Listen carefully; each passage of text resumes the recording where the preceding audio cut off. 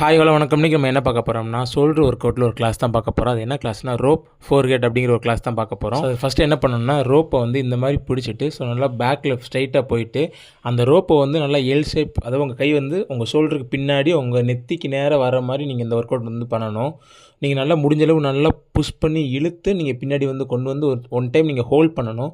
So hold பண்ணிட்டு தான் அதுக்கப்புறம் ரிலீஸே பண்ணணும். ஸோ இந்த கிளாஸ் பண்ணுறதுனால என்ன பெனிஃபிட்னா உங்களுக்கு ஷோல்டர் வந்து நல்லா ஃபங்க்ஷன் ஆகும். உங்களுக்கு அதாவது உங்கள் ஷோல்டர் பேக் இந்த பின்னாடி தெரியுது இந்த மசில் வந்து நல்லா பில்ட் ஆகும்.